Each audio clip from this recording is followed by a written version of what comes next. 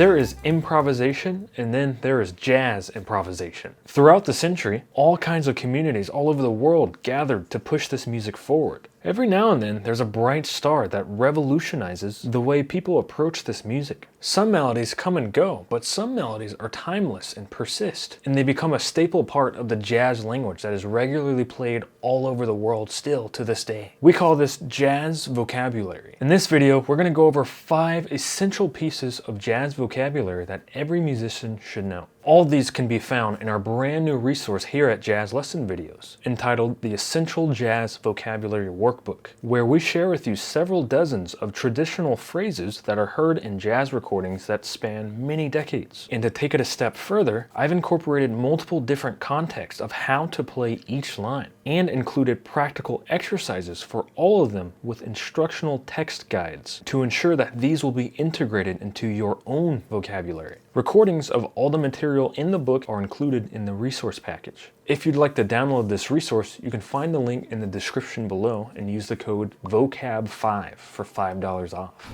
Alright, so let's get started. One of the first essential pieces of jazz vocabulary that you should absolutely know is known as the Cry Me a River lick. Here's what this sounds like.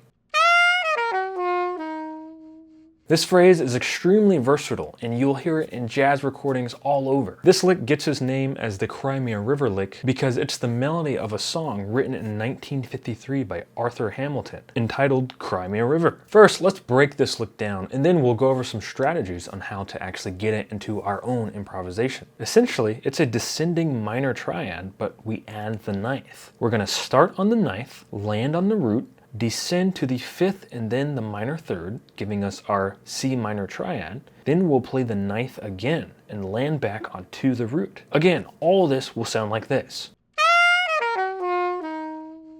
Great, so how can we get this phrase into our playing? The first thing to consider are the ways that we can embellish this phrase. Here's some examples included in our new Essential Jazz Vocabulary resource. Here we simply just turned everything to 8th notes. Here's another way. Here, we filled in that intervallic leap between the C and the G with the scale tones of C melodic minor. This is a variant that you'll hear in recordings pretty often. Pretty cool. So another thing to consider is that this lick will work over several different chords. Here is the same one key of the Cry Me a River lick over 6 different chords. First, C minor 7. Now a B7 alt. How about an F7 sharp 11? Let's hear it over an E flat major 7. Now an F minor 7. And finally an A flat major 7 sharp 11. Let's take it a step even further. If you really want to get this line, or really any line, into your playing, you should strive for complete mastery of it in all 12 keys. This in every phrase is written for you in all 12 keys in the resource, but ideally you want to get to a point where you can do it all from memory. Here's what this sounds like in all 12 keys.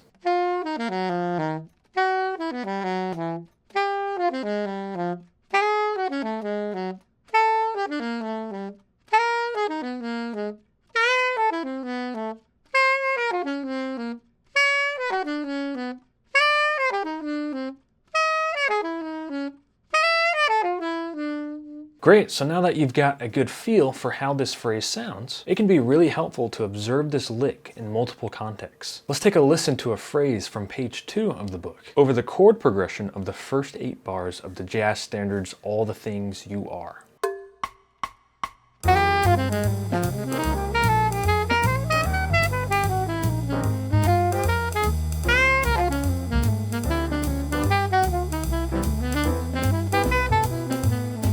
Cool, so what's going on here? This first measure, we have a D minor Cry Me a River lick. After this final note, we'll just arpeggiate up the chord. On G minor 7, we'll ascend 2 more diatonic thirds, and then finally play a 2-note enclosure around this flat 7th of this chord. From here, we'll play a 1, 2, 3, 5 shape starting on F, which gives you this chord's flat 7, root, 9, and 11. Now on the C7, we're really going to imply the sound of C7 alt. The parent scale of C7 alt is the C sharp melodic minor. So for this chord, we'll actually play one of the rhythmic variants of the Cry Me a River lick, this time in C sharp minor. The last 2 notes in this chord, voice leads us down to the major third of the F major 7. We'll jump up to the 5th, go up the scale, and target the root F with a diatonic approach tone from above. Now for this B flat major 7 chord, we'll play another Cry Me a River lick, this time in G minor. This works perfectly on this chord, giving us B flat major 7s, 7, 6, 5, root, 7, and 6. Now we'll just dip down to this chromatic approach tone from below, targeting the 6 again. If we step back and take a look at these final 4 notes of this measure, we're left with an interesting melodic sound. We'll carry this over to the B minor 7 chord right after it. So now we've replicated the same idea, this time decorating the root of B minor 7. Then we're going to jump up to the root of E7 and chromatically approach the 7th, and from here play a 2-note enclosure around the major third of our A major 7 chord. Then we'll dip down to the 5th and play another 1, 2, 3, 5 shape, starting on E. Then we arrive to the G sharp, and we simply play a permutation of the A major 7 arpeggio, 7, 1, 3, 5. Then we repeat the G sharp at the very top, and this acts as a perfect anchor to play yet another Cry Me a River lick, this time in F sharp minor, ending the phrase. This lick in this context gives us our A major 7s, 7, 6, 3, root, 7, 6, which is the same spot that we did with the B flat major 7 before it, but just properly transposed for the A major 7 chord. Nice, so that was a deep dive into the Cry Me a River lick. Let's move on to another essential piece of jazz vocabulary that you should absolutely know, found on page 3 of the resource. This lick does not have an official name, so let's just call it the embellished minor resolution. Here's what this one sounds like. You'll hear this phrase in a ton of jazz recordings as well.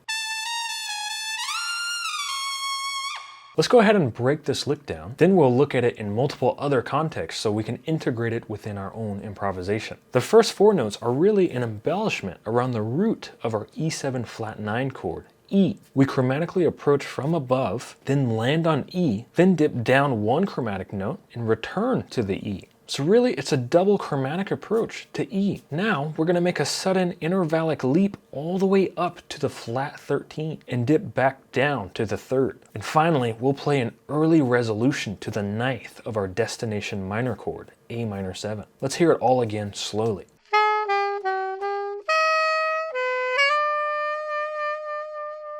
Cool, so to take this line to the next step, we first need to understand the true essence of what makes this line sound so cool. It's this double approach to a target note, followed by a high intervallic leap, and then an early resolution to the destination chord. Here's a couple of variations of this phrase that also fulfill these parameters.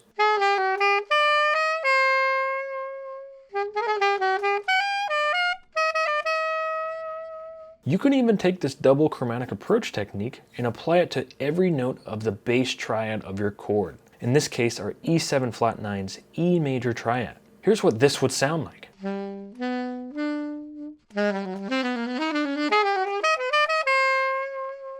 Pretty cool. And just like before, I highly recommend memorizing this phrase in all 12 keys to ensure that you'll be able to play it within your own improvisation.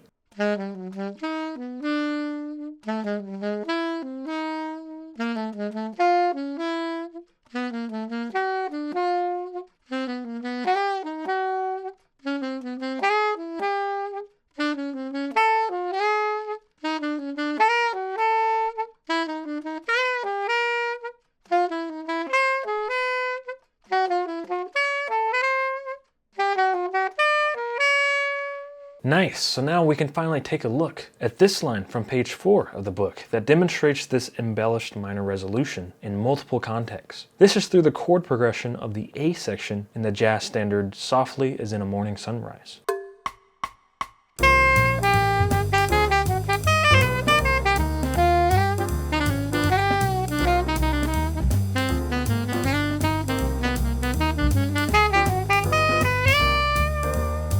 Nice. Nice, so what did we do here? We started the first measure by just quoting the melody of the tune, softly as in a morning sunrise. Then we play a pickup into this featured phrase. When we arrive to the flat 13, we embellish the phrase by diatonically approaching with these 16th notes here to the third of our E7 flat 9 chord. These last two notes end up being a 2-note enclosure around the root of this next A minor 7 chord. From this root, we descend the A minor triad. Then we jump up to the 11th and approach the 5th. For the next measure, we're going to take that double chromatic approach idea again, encircling the root of our B half diminished chord. And fulfilling the parameters that we mentioned earlier, we're going to have an interval jump, in this case to the root of our E7 flat 9 chord. Then we're going to resolve it with one of those variants that we mentioned earlier, featuring this melodic repeated note in a triplet resolution. The next phrase starts off with another double chromatic approach, encircling the G sharp. So really we're treating this entire measure like it's a big E7 flat 9 chord. And we resolve to the root of A minor 7 again. This resolution to the A of this chord is actually one of two functions that this note is providing us. It's also beginning the next double chromatic approach, encircling the G sharp again. And we'll continue this pattern, encircling the B next, and then encircling the E next. So all this is really implying a really long E7 flat 9 chord. And finally, we'll jump up to that flat 13, that C, and end it off the way it's originally played. The third of this chord, and then an early ninth of our destination A minor 7.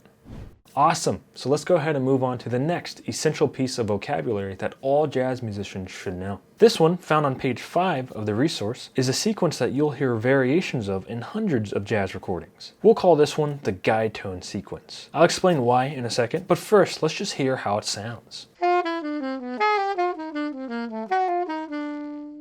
Cool, now let's break it down. Whenever we have chords like here, where the roots are moving down in fifths, 5 to 1, because the 5 to 1 chord progression is the core of tonal Western music, then the thirds and sevenths of each chord, also known as the guide tones, are going to be right next to each other from chord to chord. This melodic sequence here demonstrates it perfectly. Let's quickly hear it again. And by the way, this also sounds nice with major ninths on each dominant chord, rather than the flat ninths. Nice, so you're likely going to hear this melodic sequence over a 3-6-2-5 chord progression. For example, here's how it could be played through the first 5 bars of a rhythm changes chord progression.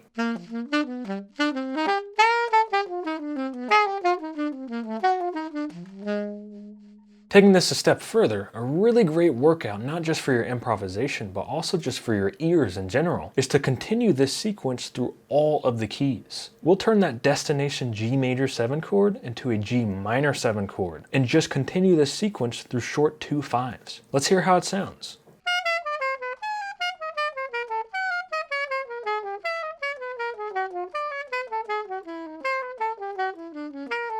Etc. And you might notice we return to the key that we started with after the 6th key. So don't forget to practice the remaining 6 of the 12 keys. To find them, just start a half step up and you'll find the other 6 keys that you need.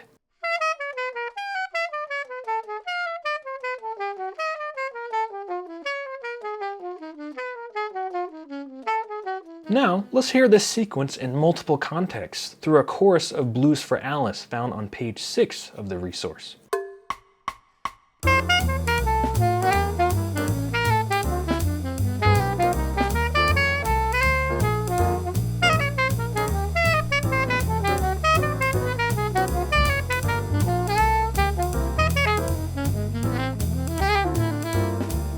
Cool, let's break this one down. After this melodic figure in the first measure, we can see the first instance of this guide tone sequence being played in our second measure's minor 2/5. And this will voice lead us perfectly into the next measure's 2/5. And then after we voice lead to the third of the next measure, starting on this A minor 7, we'll melodically stray a bit, just to add some variation to the line. After this G7 chord, we return back to the sequence. Now check this out. Our 2/5s are now descending chromatically, but the sequence is still perfectly voice leading into the next guide tone. In C7, B flat is the 7th, and it's a half step away from the next chord, F sharp minor 7's minor 3rd. And this pattern continues onwards, all the way till we finally get to the E minor 7 chord. We play play a different melodic figure, but just to reference some material earlier, in our A7 chord, we're actually implying it as an A7 alt chord because we play a B flat minor Crimea River lick, and we end off the phrase with a decorated upwards arpeggio. Great, so let's go ahead and move on to the next piece of essential jazz vocabulary all musicians should know. This one, found on page 7, comes directly from the great Charlie Parker himself. You'll hear this one on a ton of jazz recordings. It sounds like this. Let's break this one down, then discuss some ways to integrate it into our improvisation. So we start off with a pickup fifth into a D7 chord. And really, because of the absence of any seventh within this phrase itself, this could also work over a D major 7 chord as well. Anyway, we start off with a pickup fifth into the root. Then we're going to move up to the ninth and chromatically approach the third on beat 3. Then we're going to move up chromatically to approach the fifth on the downbeat of the next measure. We'll go down to the third and play this decorative approach starting on the 11th to bring us back to the third again. And from here we'll descend the D6 arpeggio and finally end on the root. Nice. So what can we do with this? Well, first off, if you split this line in half, you're left with two very versatile melodic sounds. Here's a couple of variations of the first half.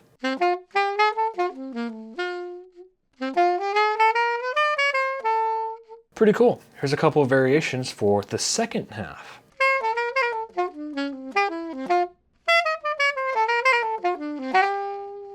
Nice. This is definitely one of those phrases worth learning in 12 keys, as it's a staple of jazz vocabulary that you'll hear in a lot of legendary jazz recordings.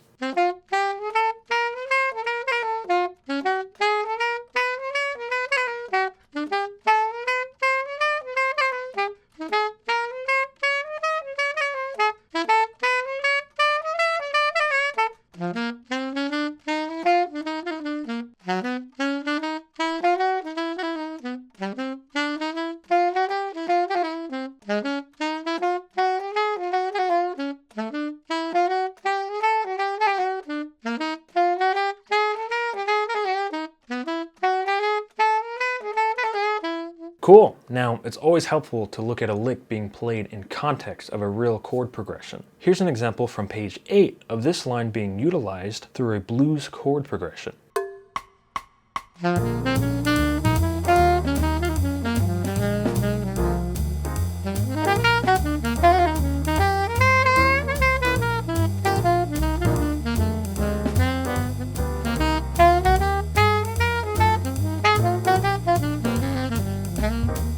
Nice, let's go over what just happened there. Right into the first measure, we played this bird lick in G for our G dominant 7 chord. We changed up the rhythm a bit with added eighth notes and syncopated ties. It really replicates the melody of Straight No Chaser by Thelonious Monk. Anyway, we voice lead to an early resolution onto the ninth for our C7 chord. And we continue this bird lick on the way down. Now, since this lick was in G, it would normally need a B natural right after this D. We play a B flat instead to fit the chord, as B flat is the flat 7 of the C dominant 7 chord. Then we'll descend and stray off with our own melody here. We finally see another instance of this bird lick, specifically the second half in G, into the G7 chord in measure 7. After some melodic voice leading in this 3/6 here, we'll play the first half of the bird line in C this time, taking place inside of an A minor 7 chord, which will give us this chord's flat 3, 11, walk up to the 5th, and then a chromatic walk up to the A minor 7's flat 7, G. But on this G, we're playing D7's 11, so this ends up giving us a more suspended sound. When this happens, the goal is usually to either quickly resolve it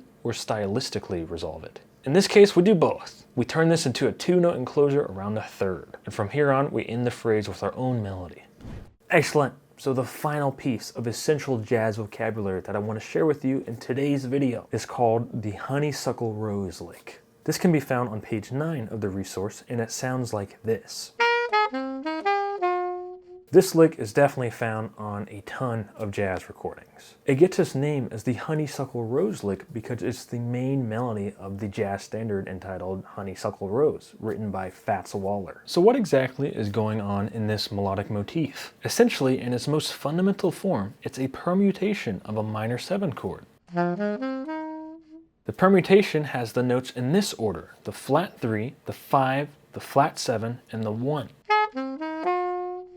But there is an added diatonic approach from above to the first note of the permutation, the flat third. So we end up having the 11 to the flat third.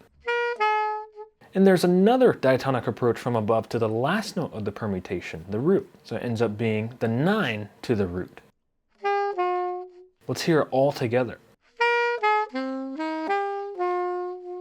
Nice, so now let's do a deep dive to really absorb this lick so that we can eventually integrate it into our own improvisation. For starters, we can rhythmically embellish this line.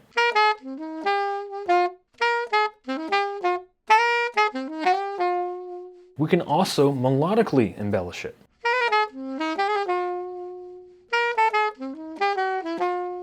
Cool. It's also very helpful and just fascinating in general to see all of the various chords that this single key of the Honeysuckle Rose lick can actually work over. Here it is over the D minor 7 chord. Now here it is over a G dominant 7 chord. Now a B half diminished 7. F major 7. B flat major 7 sharp 11, and G minor 7. Now here's a cool slight alteration. If you lower the fifth, in this case the A, down to A flat, you can fit this over dominant chords with altered extensions. Here is the altered variant of the Honeysuckle Rose lick over a G7 flat 9 chord. Interesting, here it is again over an E7 alt. Great, so just like any of the other licks, applying this to all the various kinds of chords will get a lot easier if you first learn and memorize it in all 12 keys.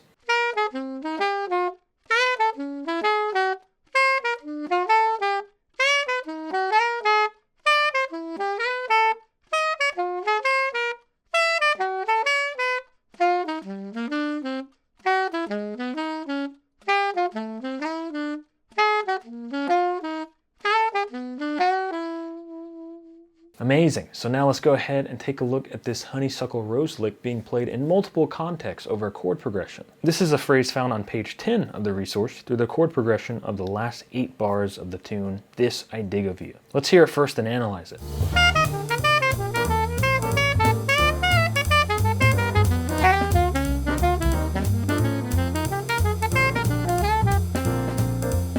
Cool, what's going on here? On the first measure with the C major 7 chord, we play the A minor Honeysuckle Rose lick. Then we carry on through this minor 2-5-1 with some melodic voice leading and cool chromatic figures. Then on our E7 chord, we're going to imply this as an E7 altered sound. We're going to play that altered version of the Honeysuckle Rose lick that I mentioned earlier, this time in D minor. This gives us E's sharp 9, flat 9, and then the A flat, which is inharmonic, to G sharp, giving us our third, and then C is our flat 13. Then we have this root and we walk down to the flat 7. Then from here on, just to keep things fresh, we're going to stray off with our own melody, featuring some cool chromaticism and partly some decorations around a Kenny Garrett line I transcribed. Then we'll finally end it on an E minor Honeysuckle Rose lick on our destination G major 7. This gives us this chord's 9, root, third, fifth, major 7, and 6. And then we end on the 9th just because it sounds cool. Awesome! Well, everybody, that concludes today's video. Thank you so much for watching. This one took a lot of work to put together. Again, if you want to download our brand new resource here at Jazz Lesson Videos entitled The Essential Jazz Vocabulary Workbook, don't forget that you can use the code VOCAB5 for $5 off. Anyway, I hope this video helped, and if it did, please consider leaving a like and subscribe below as it really helps this channel grow. I'll see you all next time.